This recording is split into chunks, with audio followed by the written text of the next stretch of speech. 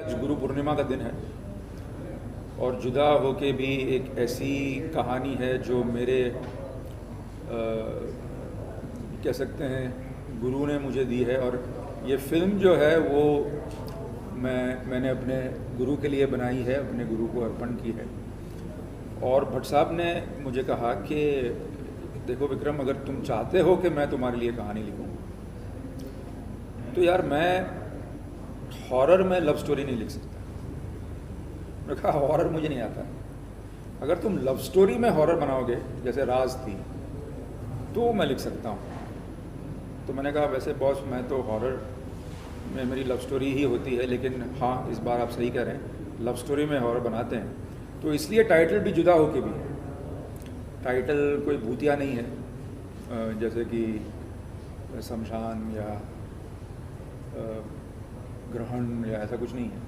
ये जुदा होके भी है, लव स्टोरी है और बहुत ही इंटेंस लव स्टोरी है जिसका विलन जो है वो हॉरर है। सर आपका और भट्ट साहब का जो कोलैबोरेशन कई सालों से चला रहा है, सर क्या कहना चाहेंगे इस जर्नी के बारे में और इस फिल्म में काम करने का एक्सपीरियंस कैसा रहा? देखिए, मैं कितना भी डायरेक्ट करूं, अभी आज 1992 में मेरी पहली फिल्म रिलीज़ हुई थी, आज 2022 है, 30 साल से मैं पिक्चर डायरेक्ट कर रहा हूँ। लेकिन आज भी जब भट्ट साहब का फ़ोन आता है मेरे फ़ोन पे तो मैं उनका असिस्टेंट बन जाता हूँ। वो माइंड ऐसे बोलते हैं अरे बॉस का फ़ोन है, और मुझे ऐसा लगता है कि डांट पड़ने वाली है। तो देखिए, मैं अब 50 साल का हो गया, मेरे फादर जो हैं वो 85 साल के हैं, लेकिन उनके लिए तो मैं बेटा ही हूँ। तो भट्ट साहब के लिए मैं हमेशा उनका असिस्टेंट ही हूँ। वो मुझे असिस्टेंट नहीं समझते, वो मुझे डायरेक्टर समझते हैं और पूरा रिस्पेक्ट देते हैं, लेकिन मैं उनके लिए असिस्टेंट ही हूँ। तो कुछ रिश्ते ऐसे होते हैं। सर टीज़र देखने के बाद क्या रिएक्शन था? क्या उन्होंने देखा टीज़र या फिर सर अगर उस बारे में कुछ बताया, उनका फर्स्ट रिएक्शन के बारे में जानना चाहूँगा। भट्ट साहब का रिएक्शन जनरली ऐसा होता है कि बड़ा ऑनेस्ट होता है, या उनको पसंद आता है या उन बोलते हैं कि बकवास है। तो पहला जो टीज़र आया वो बिल्कुल पसंद नहीं आया उनको, ये क्या है, ये तो पिक्चर भी नहीं है। फिर हमने उनको बैठ के समझाया कि बॉस देखिए, बहुत सी चीज़ें होती है हॉरर फिल्म में जो हम रिवील नहीं कर सकते। कि हाँ मत करो रिवील, लेकिन प्रोडक्ट तो अच्छा बनाओ। फिर मैं गया अपने दोस्त के पास, बंटी जो बेस्ट प्रोमो बनाता है, फिर हमने बैठ के एक प्रोमो बनाया जो उनको अच्छा लगा। करिश्मा जी, आपसे जानना चाहूँगा के सिरा सिरा का जो कोलैबोरेशन है सर के साथ, थोड़ा सा अगर उस बारे में बताया और क्या खास बात थी जो आप लोगों ने जुड़ने का फैसला किया? So के सिरा सिरा actually it has known for making films जो हमेशा से कोई जर्नर स्पेसिफिक नहीं रही है। So we have made horror films, we made comedy, we made political, but we were more focusing on the theatre side of it कि हम theatres launch कर रहे थे across India, and then we met Sir and we actually met Sir for a project, and when we met Sir we got this entire idea of the filmmaking, the entire process of how the upcoming films he is having currently. So Sir is a legend in the industry, everybody knows about that already. So मतलब अगर आप ये बोलो तो industry में अगर horror और romance कोई लेके आया so that is Sir. इनके अलावा there is nobody who's even touched that point. So since we had made horror films in the past and we wanted to do something similar because आजकल अगर आप films देखोगे so there are a lot of horror comedies, there are a lot of such comedy elements जो horror में वो लोग डाल रहे हैं, but there was nothing like what they have made in the past. So when we collaborated for the project, we were very excited to work with Juda Hoke Bhi and all the upcoming films. So this was an honor that ये collaboration हुआ with के सिरा सिरा and Vikram Bhatt sir. Vikrant जी, आप क्या कहना चाहेंगे? सबसे पहले इस प्रोजेक्ट के साथ जुड़ के कैसा लगा और सर के साथ कैसा एक्सपीरियंस रहा आपका? आप एक्टर भी हैं और जो इस प्रोजेक्ट के साथ जुड़े भी हैं। देखिए सर, जैसे करिश्मा जी ने बोला है, सर डेफिनेटली सर से बहुत कुछ सीखने को मिला है और सर लेजेंड है। और जैसे सब लोग बोलते हैं और कि अरे विक्रम सर हैं तो हॉरर होगा। मैं बताना चाहता हूँ कि ऐसा कोई जॉनर नहीं है जो सर नहीं कर सकते। आवारा पागल दीवाना सर ने किया था, जो अभी तक की बेस्ट कॉमेडी पिक्चर है। आज भी हम देखते तो हमें सब लोग हंसते हैं। तो ऐसा कोई जोनर नहीं है जहाँ पे सर अगर इन्वॉल्व है और वो चीज़ें उसका रिजल्ट वो जो जोनर है वहाँ से वो निकाल देते हैं। इस मूवी का भी हम लोगों ने एक्सपेक्ट नहीं किया था, जिस तरह से सर ने किया है और जिस तरह से हम लोग देखते हैं कि अभी मेरे को शर्म आती है अपने ऊपर। सर जितना काम करते हैं उसका 5% भी मैं नहीं करता हूँ और 24 जब भी देखो बिजी रहते हैं काम में, करते रहते। तो यूथ के लिए, हम सब के लिए भी कि जो भी फिल्म मेकर है और फिल्म लाइन में, तो बिल्कुल ऐसा डेडिकेशन, जुनून, पागलपन चाहिए। मैंने सर में देखा है कि वो दिन रात बिल्कुल ऐसा एक छोटे बच्चे की तरह, बिल्कुल ऐसा जैसे एग्ज़ाम की तैयारी कर देते हैं वैसे हर प्रोजेक्ट में वो लगे रहते हैं अपना एग्ज़ाम देने में। तो हम लोग डेफिनेटली बहुत बड़ी अपॉर्चुनिटी और बहुत बड़ा हमारे लिए सम्मान की बात है कि सर हम लोगों के साथ ज्वाइन हुए हैं और हम लोग आगे भी बहुत सारे प्रोजेक्ट्स करें साथ में। ये सवाल का जवाब देने के लिए, जो आपका सवाल है कि जो सिनेमा का जो दौर बदलता जाता है और अब ये जो दौर है उस पर मेरी प्रतिक्रिया क्या है, तो मैं ये कहना चाहूँगा कि कुछ 6-7 साल पहले ये बदलाव जो है वो पहले हॉलीवुड में शुरू हुआ है। सुपर हीरो फिल्म्स आने लगी, बैटमैन, स्पाइडरमैन, एक्वामैन, हर तरह का मैन हमको देखने मिला। अब ये जो एवेंजर्स और कितने ऐसे आगे गए, तो इसमें ये हुआ कि जो पहले हॉलीवुड की फिल्म्स इंडिया आती थी, हम देखते थे ऑस्कर विनिंग, वो आना बंद हो गई। कभी ये सब एक मैन दूसरा मैन, लेकिन अगर गौर करें तो ये सब सुपर हीरोज हैं। अब धीरे धीरे कोविड के बाद क्या हुआ कि यहाँ भी सुपर हीरो फिल्म्स चलने लगी। अगर आप देखें तो KGF, RRR, पुष्पा, ये सब सुपर हीरो फिल्म्स हैं, लेकिन इंडियन सुपर हीरो फिल्म्स। मतलब जो हम 80s में देखते थे, जो अमिताभ बच्चन जी की फिल्में होती थी, वो सुपर हीरो फिल्में होती थी। जब मैं पुष्पा देखता हूँ तो मुझे उसमें अमित जी दिखते हैं। मैं तो उनका फ़ैन हूँ, तो बहुत बार मुझे बहुत जगह पे दिखते हैं, लेकिन मुझे लगा कि ये तो टिपिकल अमिताभ बच्चन फिल्म है, तेवर वही है, एटीट्यूड वही है, सब कुछ वही है। ये भी आर्गूमेंट चली थी, नॉर्थ वर्सेस साउथ और नॉर्थ फिल्म साउथ फिल्म। तो इस पर मैं ये कहना चाहूँगा कि सुपर हीरो फिल्में चल रही हैं, मास फिल्में चल रही हैं। और मास फिल्में कब चलती है?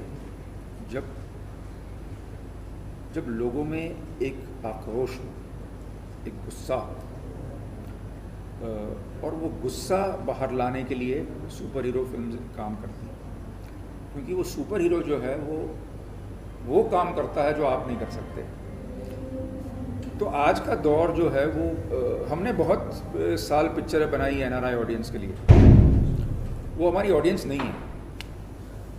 हमारी ऑडियंस हार्टलैंड की ऑडियंस है। हमारी ऑडियंस वो है जो हिंदी बोलती है, हिंदी समझती है, हिंदी लिखती है। हमें वो 5 स्टार कल्चर की फिल्में हम बनाते नहीं हैं। और खुशकिस्मती से अब दौर वही है कि एक्चुअल फिल्म देखने वाले फिर से आ गए हैं और उनके पसंद की फिल्में चल रही हैं, जो कि हमारे लिए बहुत अच्छी बात है। सर, बॉलीवुड में भी एक बड़ी कोशिश हो रही है, ब्रह्मास्त्र नाम की फिल्म आ रही है रणबीर कपूर की। सर, क्या कहना चाहेंगे? ट्रेलर देखा आपने फिल्म का? हाँ, देखा है मैंने ब्रह्मास्त्र का ट्रेलर। ट्रेलर से किसी फिल्म के बारे में बोलना सही बात नहीं होगी, क्योंकि ये समझ में आता है कि एक लड़का है जिसके पास कोई ताकत है और उसके पास ये ब्रह्मास्त्र है, और मेरे हिसाब से ये बहुत ही अच्छी कोशिश है। क्योंकि मतलब उन्होंने कोई फॉरेन वेपन का नाम नहीं लिया। ये नहीं है कि पिक्चर का नाम AK-47 नहीं है या बंदूका नहीं है, पिक्चर का नाम ब्रह्मास्त्र है। वो ब्रह्मास्त्र जो हर इंडियन जानता है कि ब्रह्मा की ताकत से बना हुआ ये अस्त्र है, शिव जी का अस्त्र है। हिंदुस्तानी पिक्चर है और मेरा ये मानना है कि पिक्चर बहुत अच्छी होगी और बहुत चलेगी। Sir coming back to this film, जो है आपकी फिल्मों में हमने देखा है कि म्यूज़िक एक बहुत बड़ा हिस्सा प्ले करता है जब लोगों तक पहुंचने के लिए। सर इस फिल्म का म्यूज़िक भी कुछ इसी तरह का लग रहा है, अगर थोड़ा सा अगर म्यूज़िक के बारे में बताएं इस फिल्म के। इस फिल्म का म्यूज़िक जो है वो एक नए संगीतकार हैं, उनका नाम है पुनीत दीक्षित। तो पुनीत जो है वो हमारी ऑफिस आया करते थे भट्ट साहब से मिलने, और मेरी ऑफिस में ऐसा है कि मैं एक साइड बैठता हूँ, भट्ट साहब दूसरी साइड बैठते हैं, और बीच में एक कांच की दीवार है, तो अगर आवाज़ ऊंची हो तो सुनाई देती है। तो ये गाना जो है वो मुझे सुनाई दे रहा था, और एक्चुअली वो मेरी बेटी के फिल्म के लिए आए थे और मैंने अपनी बेटी के फिल्म के गाने चुरा लिए। सही मानों में तो मैं बड़ा बुरा बाप हूँ, लेकिन डायरेक्टर अच्छा हूँ, क्योंकि मैंने देखा कि यहाँ हीरा है, तो मैंने अपनी बेटी को कन्विंस किया। मैंने बोला बेटे देख, तेरी पिक्चर तो बन नहीं रही है, ये भी तो तेरी पिक्चर है ना, तेरे बाप की पिक्चर है। उस बेचारे ने बोला हाँ पापा यू टेक द म्यूज़िक। तो मैं बोला ला भाई ला, जल्दी दे। किसी भूखे इंसान जो खाना खाता है ना, इस तरह मैं पूरा निकल गया, मैं सारे गीत। तो ये गानी है इस पिक्चर के संगीत की। सर फिल्म बहुत ही जल्दी रिलीज होने वाली है, कोई मैसेज आप लोग अगर शेयर करना चाहें हमारी ऑडियंस के साथ कि क्यों देखनी चाहिए, क्या यूएसपी होने वाली है? ये पिक्चर जो है ना, ये पिक्चर वशीकरण पे बनी है और ये कोई जानता नहीं है। मैं आपको एक सच बताता हूँ इस फिल्म के बारे में। मेरी एक दोस्त कुछ अरसे पहले एक बहुत ही दुखदार पेनफुल रिश्ते से दूर होने की कोशिश कर रही थी, मगर जो लड़का था उसे बहुत परेशान करता था और उसे ये शक था कि कुछ काला जादू, कुछ मैली विद्या कही जा रही है उसमें। तो हम और ये मैं आपको सच्ची कहानी बता रहा हूँ, इसमें कोई झूठ नहीं है। तो हम लोग एक तांत्रिक बाबा से मिलने गए, जिन्होंने हमको इस वशीकरण के बारे में बताया कि वो एक ऐसी चीज़ होती है जिससे आप किसी को अपने वश में कर सकते हैं। तो मैंने उनसे पूछा ये सब होता है क्या, एक्चुअली होता है? उन्होंने कहा होता है। फिर मैं ऐसे ही बात कर रहा था, भाई भूतों में तो मुझे रुचि है ही। तो मैंने कहा कि किस तरह के वशीकरण के केसेस आते हैं आपके पास? तो उन्होंने कहा कि आप मानेंगे नहीं, मगर 90% केस जो आते हैं वो लड़कियों के बारे में आते हैं और सेक्स के बारे में आते हैं कि मुझे वो लड़की चाहिए या मुझे ये लड़की चाहिए या वो लड़का मेरे तरफ नहीं देख रहा और मुझे इसके साथ सोना है या उसके साथ सोना है।